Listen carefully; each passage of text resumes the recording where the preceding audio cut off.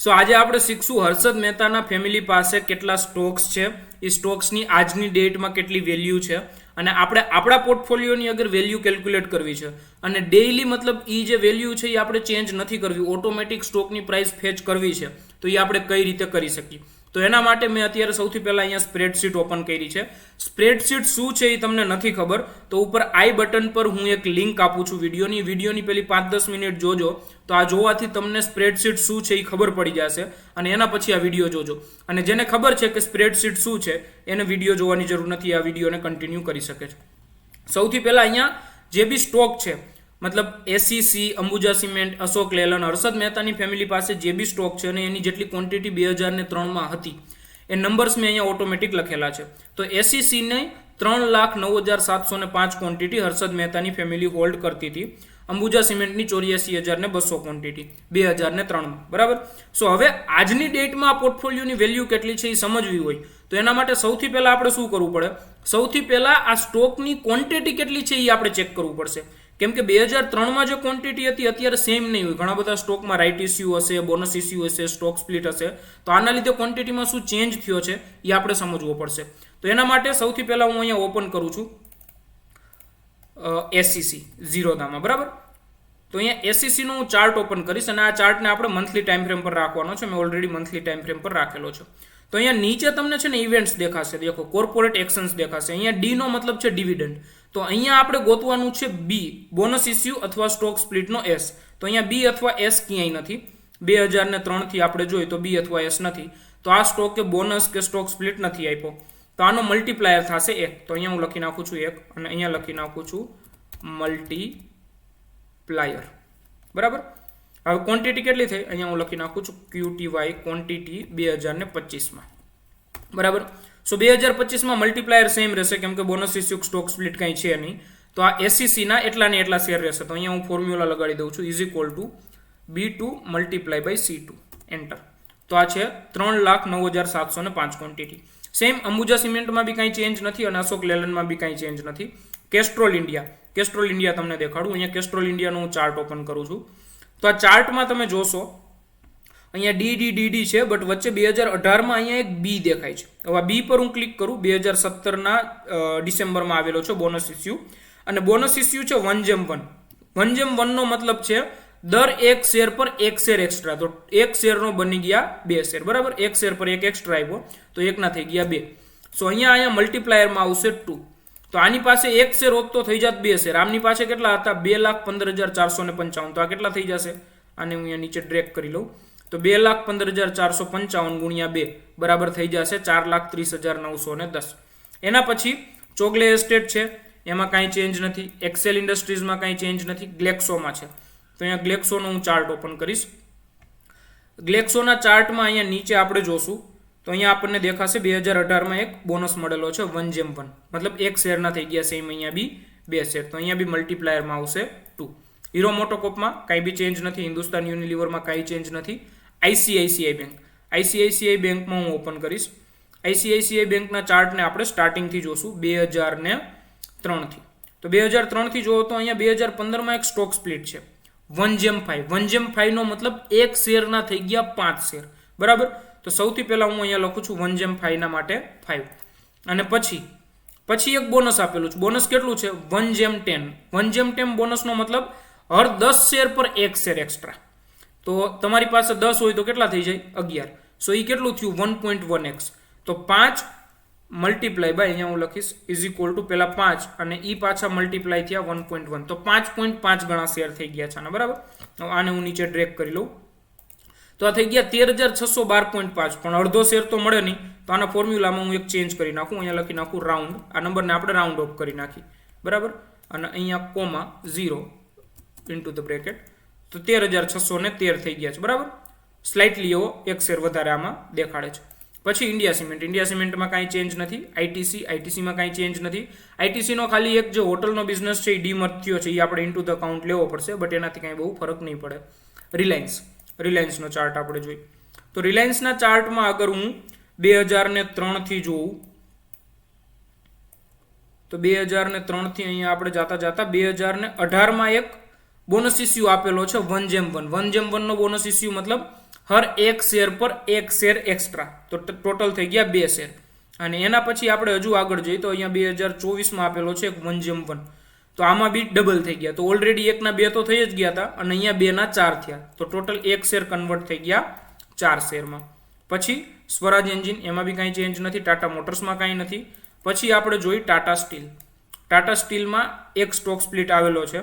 અહીંયા આપણે એના ચાર્ટમાં જોઈ તો અહીંયા આપણને અહીંયા એક ડી ની પાછળ જે છે ને એ એસ છે. જો અહીંયા હું ક્લિક કરું તો આ છે સ્ટોક સ્પ્લિટ. કેટલો છે 1:10. 1:10 સ્ટોક સ્પ્લિટ મતલબ એક શેરના થઈ જશે 10 શેર. તો અહીંયા હું મલ્ટીપ્લાયર આનો આવશે 10 અને ટાટા કન્ઝ્યુમરમાં બી કાંઈ નથી. તો આને હું કરી લઉં ડ્રેક. બરાબર. સો આપણને ક્વોન્ટિટી 2025 ની ક્વોન્ટિટી મળી ગઈ. હવે આપણે જોઈ છે પ્રાઇસ.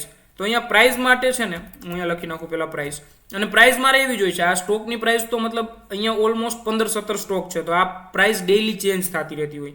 તો મારે એવું જોઈએ છે કે આ પ્રાઇસ જે ચેન્જ થાય ને ઓટોમેટિક અહીંયા ફેચ થઈ જાય, મારે ડેઈલી લખવી ના પડે. તો એના માટે હું અહીંયા એક ફંક્શન યુઝ કરું છું, is equal to Google finance. Google ફાઇનાન્સનું એક ફંક્શન છે, એમાં આપણે ડબલ કોમામાં સપોઝ કરો કોઈ બી સ્ટોકનું નામ લખું છું, રિલાયન્સ લખું છું, રિલાયન્સ કોમા પ્રાઇસ. બરાબર. આ ફોર્મ્યુલા એક ખાસ યાદ રાખજો, એન્ટર.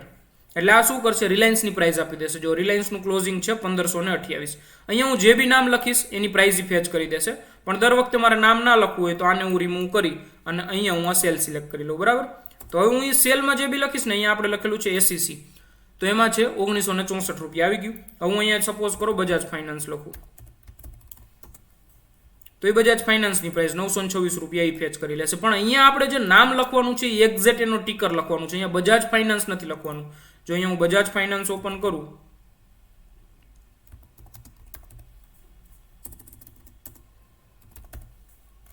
તો બજાજ ફાઇનાન્સના શેરનું ટીકર શું છે, BAJ ફાઇનાન્સ. બરાબર.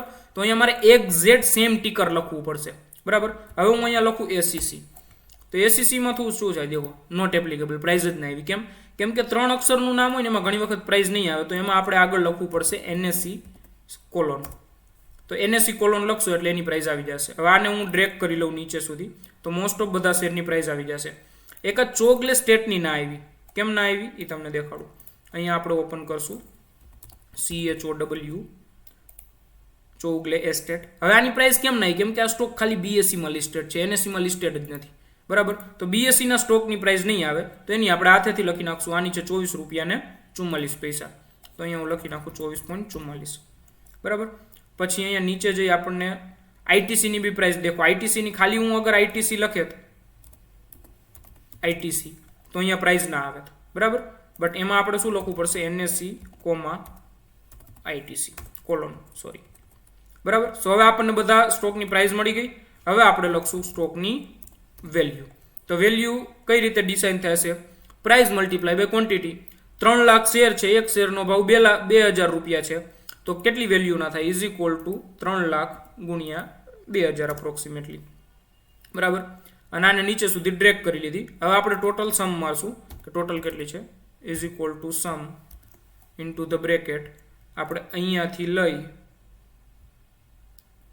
અને અહીંયા સુધીના નંબરનો સમ કરવાનો છે, એન્ટર. તો આપણને નંબર મળી ગયો. હવે આને હું કરું છું is equal to number divide by, આને 1 કરોડ જોડે ડિવાઈડ કરી નાખું, 1 2 3 4 5 6 7. તો નંબર આપણને મળ્યો 722. તો ટોટલ આ પોર્ટફોલિયોની વેલ્યુ છે 722 કરોડ. હવે કાલે સપોઝ કરો કે માર્કેટ ઓપન થાય, SEC નો શેર 1% ઉપર જાય. બરાબર. તો 1964 ની જગ્યાએ સપોઝ 2% ઉપર જાય અને 2000 પ્રાઇસ થઈ જાય, તો ઓટોમેટિક પ્રાઇસ ફેચ કરી લેશે. પ્રાઇસના અકોર્ડિંગ વેલ્યુ ચેન્જ થઈ જશે અને વેલ્યુ અકોર્ડિંગ જે ફાઇનલ અમાઉન્ટ છે એ ચેન્જ થઈ જશે. આપણે હવે એમાં કાંઈ નહીં કરવું પડે, જસ્ટ એક ચોગલે જે છે, ચોગલે એસ્ટેટ, એની પ્રાઇસ આપણે ડેઈલી ચેન્જ કરવી પડશે, કેમ કે BSE માં છે. બાકી NSE ના એક જ સ્ટોકમાં આપણે કાંઈ નહીં કરવું પડે, આ ઓટોમેટિક પ્રાઇસ ફેચ કરશે. તો તમારા પોર્ટફોલિયોની તમારે ગૂગલ શીટ આવી બનાવવી હોય તો તમે બનાવી શકો છો. હવે આ ગૂગલ શીટની લિંક હું ડિસ્ક્રિપ્શનમાં આપી દઉં છું. પણ આ જે ગૂગલ શીટ છે આને હું કરી નાખું છું વ્યુઅરનું, તમને રાઇટ મળશે. સો વ્યુઅરના રાઇટમાં તમારે શું કરવાનું છે, જસ્ટ હું તમને આ ગૂગલ શીટનો રાઇટ આપી દઉં, anyone with the link. But તમે આ શીટમાં કાંઈ એડિટ નહીં કરી શકો, તમે આમાં ખાલી વ્યુઅર જ રહેશો. હવે તમારે શું કરવાનું છે, સીટ જેવી તમને મળે, લિંક ઓપન કરશો ડિસ્ક્રિપ્શનમાંથી, ફાઇલમાં જઈ અને make a copy. Make a કોપીમાં અહીંયા તમારું જે બી નામ છે, સપોઝ તમારું નામ છે હર્ષ, તો હર્ષ પોર્ટફોલિયો, બરાબર, અને મેક અ કોપી કરશો તો ઓટોમેટિક કોપી થઈ જશે અને એનું એક્સેસ ખાલી અને ખાલી તમારી પાસે રહેશે. અને એમાં પછી તમારે અહીંયા જે બી ચેન્જ કરવા હોય, તમારા જે સ્ટોક છે એનું નામ લખો, તમારી પાસે જે ક્વોન્ટિટી છે એ લખો અને એની પ્રાઇસ લખો અને આ ફંક્શન યુઝ કરો તો વેલ્યુ ને એ બધું ઓટોમેટિક તમને મળી જશે. તો આ ખાલી હર્ષદ મહેતાના પોર્ટફોલિયો માટે નહીં, બટ તમારા પોર્ટફોલિયો માટે બી તમે યુઝ કરી શકો છો. અને જો વિડીયો સારો લાગ્યો હોય તો વિડીયો તમારા ભાઈબંધ દોસ્તાર બધાને શેર કરી દેજો, ચેનલને સબસ્ક્રાઇબ કરી લેજો અને ઇન્સ્ટાગ્રામમાં આપણું પેજ છે wealth_sala, એને ફોલો કરી લેજો. અને જો તમે સ્ટોક માર્કેટ શીખવા માંગતા હોય વ્યવસ્થિત રીતે ઝીરોથી, તો આપણો એક નંબર છે 8485979898, આ નંબર પર કોન્ટેક્ટ કરજો. પણ આપણું જે મેન્ટરશિપ પ્રોગ્રામ છે એ બિલકુલ ફ્રી નથી, એના ચાર્જિસ છે અને ચાર્જિસ થોડા હાઈ બી છે. ઘણા બધા લોકોને હાઈ લાગે છે, વેલ્યુ સામે હાઈ નથી, બટ થોડા એવા હાઈ ચાર્જિસ છે. આમાં એપ્લિકેબલ કોણ લોકો છે? જેની યા તો 35,000 કરતાં વધારેની મંથલી ઇન્કમ છે, યા એક સાથે 5 લાખ કરતાં વધારે રૂપિયા ઇન્વેસ્ટમેન્ટ કરવા માટે એ રેડી છે.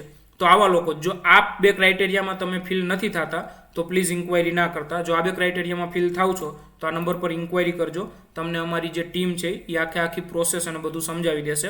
આ બે ક્રાઇટેરિયામાં ફિલ ના થતા હોય તો તમારે અફસોસ કરવાની જરૂર નથી. યુટ્યુબ પર હું ઘણો બધો ફ્રી ઓફ કોસ્ટનો કન્ટેન્ટ નાખું છું અને સારો કન્ટેન્ટ નાખું છું, તમે એ જુઓ અને જ્યારે તમે ક્રાઇટેરિયામાં એલિજિબલ થાવ ત્યારે અમારી 1-to-1 મેન્ટરશિપ લઈ શકો છો. So thank you for watching. અને અગેન સારું લાગ્યું હોય તો તમારા ફ્રેન્ડ્સ એન્ડ ફેમિલી સાથે શેર કરી દેજો.